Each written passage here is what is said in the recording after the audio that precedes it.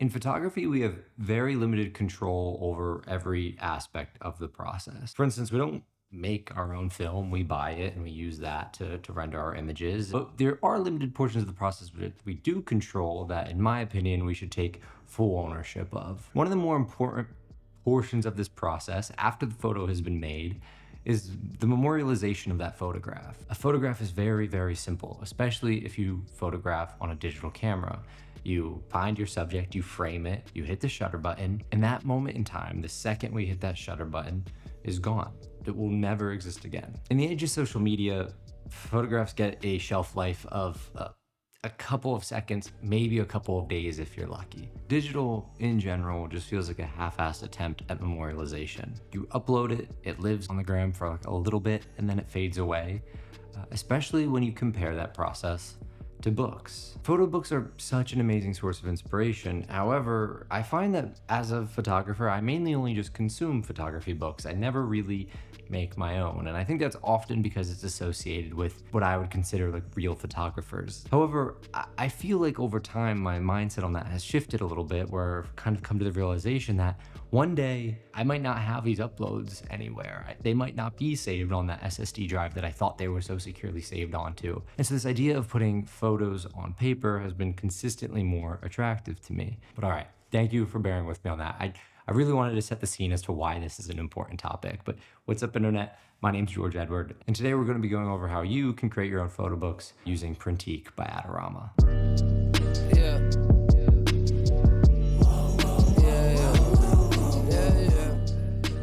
So there's loads of different services you could use to initially create your book. Now, I opted for Printique by Adorama solely because one, I think I had a discount code, which was pretty compelling, but solely because I know Adorama well enough, and I kind of just had a feeling they would handle colors really well, which in my opinion, they did. They did a really good job. They use this heavy, thick kind of cardstock-like paper, so you feel like you're getting a little bit more of a premium product. It's like this nylon cover book, but so it's a really nice premium feel to an otherwise like easily printed book. But so what we'll do here is we'll jump onto the computer and we'll actually start creating it just so you can see what the user experience looks like. It's really easy. I have a link down in the description for you to go and use and try it for yourself. I think it goes without saying, just because my channel is not big, this is not any form of sponsorship. This is just something I did on my own and it paid for on my own. But it just was really nice experience, and it's definitely something I'm going to continue to do as I think about like serialized bodies of work. It's really easy. Like I don't need to spend too much time on this. Really, like if I could figure it out, I promise you can figure it out. But I thought it might be helpful to walk through the steps together, more so to talk about like just the decision making that's going into the process. And so for starters, let's go to Printique. At any point, you can see like what you've actually used in the past. So I can see my old photo books, and this is really cool because it'll give me a page-by-page layout as to what was in this book and the option to reorder it. So I can see, the images that I've inserted in here.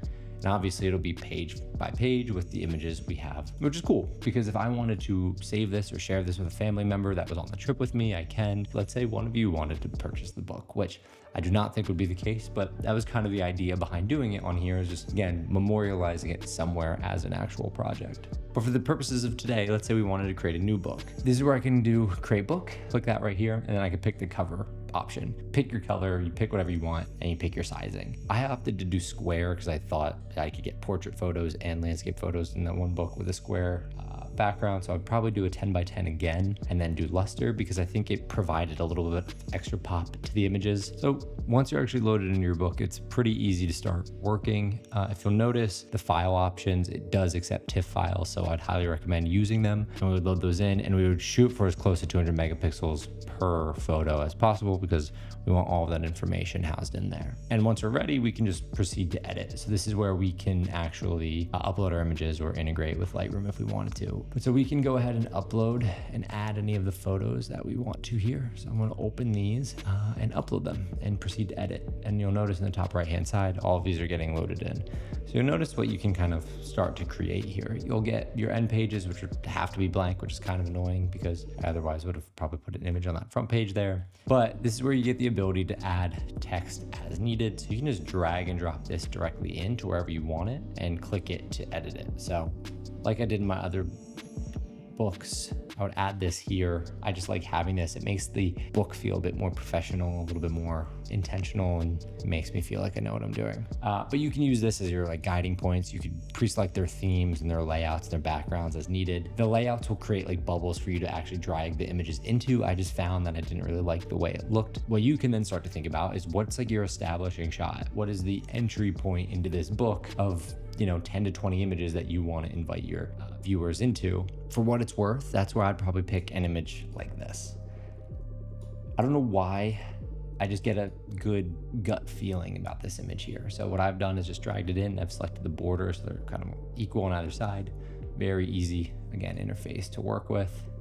Just get it locked into the center of the page there. But this is where you as the artist, right, can really figure out like how you want to invite your user into the body of work. I selected this one because I feel like it's got dark enough tones, but also light enough tones, so it matches thematically all of the other images. But I also think this one would work fantastically well as an introduction shot, or even if I didn't do a fabric cover page, I think this one would make an excellent cover page for the book, especially if I put the text like in front of it. Probably just because it's symmetrical, it just has this like pull into it. It feels very introductory. But again, these are all the types of things you want to think about when you're thinking about compiling this body of work. Like maybe you want to have all of your different like establishing shots that match this scene, right? Maybe you want your book to be a little bit busier. You can drag and drop and build this however you want. I opted to go for a simpler layout where I just have things in the center, page by page, that match each other, right? Really kind of dragging these in a manner that makes sense to you, and that's going to be highly subjective.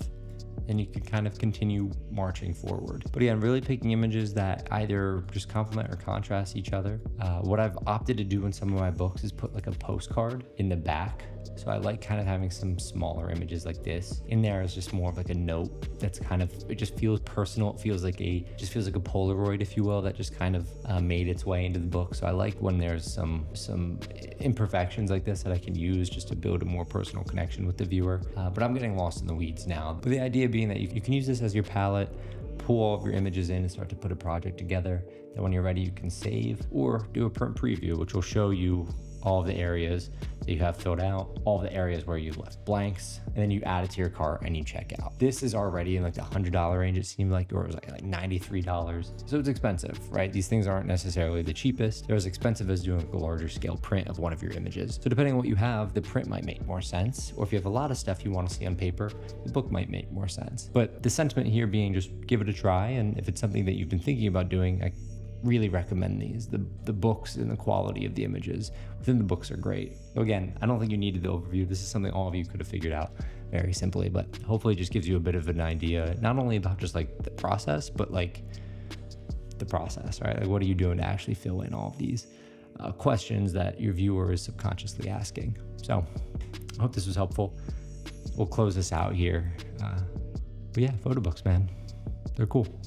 So hopefully you guys can get a bit of an idea of how easy it is to go ahead and do this. Again, if you have the spare change sitting around, or you want to wait until like the November timeframe, I think is when I got these. It was like a Cyber Monday deal, I think. You could get a bit of a discount to create these either as a gift or just for yourself. But the point is, the process of taking a look at like a body of work and trying to put it together like a serialized body of work is an extremely important process that I think any growing photographer should try. It lets you think more about like a message or a theme throughout your work, as opposed to just each individual image's like feeling. All of those will continue to be there, right? But if you can start to kind of put together what images feel the same, not just because of color or format or composition, but because of what's going on in the photos, I think that's what starts to set really good photographers apart from just like your average photographer. So it's a good step out of your comfort zone if you're looking for a photography project to keep you invigorated. If you're looking for something to challenge yourself with, this is a great idea. And this doesn't even need to be like a forward-looking activity. You probably do have loads of images sitting on a hard drive somewhere. So I would take a moment and jump into the program and start to drag and drop images in to see if you could put them together in a way that tells a bit of a story.